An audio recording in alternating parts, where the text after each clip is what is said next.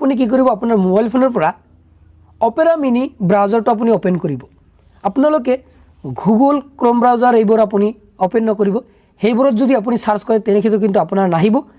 আপোনালোকে কি কৰিব অপেৰা মিনিত আপোনালোকে সাৰ্চ কৰিব সো আপোনালোকে অপেৰা মিনিত আহি আপুনি গুগলৰ সাৰ্চত টাইপ কৰি দিব জাস্ট আপুনি লিখিব AEPDS এইখিনি যেতিয়া আপুনি সাৰ্চ কৰিব চাব AEPDS আসাম আহিব আপুনি জাস্ট ইয়াতে ক্লিক কৰিব ক্লিক কৰাৰ পিছত প্ৰথম যেটো আপোনাৰ ওয়েবসাইট লিংক আহিব আপুনি AEPDS আপুনি এই ওয়েবসাইটত ক্লিক কৰিব তাৰ পিছত আপোনালোকৰ সন্মুখত কিন্তু এনেকুৱাকৈ ইন্টাৰফেস ওপেন হ'ব আৰু আপোনালোকৰ সুবিধাৰ বাবে কিন্তু মই ওয়েবসাইট লিংকটো দি ৰাখিম আপোনালোকে তাতে ক্লিক কৰি দিলে কিন্তু ইয়াতে আহিব পাৰিব আৰু আপোনালোকৰ যদি অপেৰা মিনি ব্ৰাউজাৰটো থাকে তেনেক্ষেত্ৰত কিন্তু আপোনালোকৰ এই ওয়েবসাইটটো ওপেন হ'ব নহলে কিন্তু আপোনালোকৰ ওপেন নহব সক তাৰ পিছত আপোনালোকে চাব ইয়াতে ৰিপোৰ্টস অপচন আছে আপুনি ইয়াতে চাব RC ডিটেইলস যেটো অপচন আছে RC ডিটেইলস আপুনি RC ডিটেইলসত ক্লিক কৰিব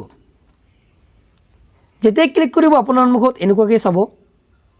সক RC নাম্বাৰ আপুনি এতিয়া ইয়াতে আপোনাৰ RC নাম্বাৰটো বুহাই সাবমিট বাটনত ক্লিক কৰিব সাবমিট বাটনত ক্লিক কৰি দিয়াৰ লগে লগে আপুনি চাওক এনেকুৱাকৈ কিন্তু আপুনি চাব পাৰিব মেম্বাৰ ডিটেইলস আপুনি চাওক ডিস্ট্ৰিক্ট চাব তালুক চাব FPS ID টো চাব পাৰিব তাৰ পিছত স্কিম নাম ইয়াতে আপুনি চাব পাৰিব সিৰিয়াল নম্বৰ আপোনাৰ হে ৰেশন কাৰ্ডত কিমানজন আপোনাৰ সদস্য আছে আপুনি ইয়াতে কিন্তু চাব পাৰিব সিৰিয়াল নম্বৰ চাওক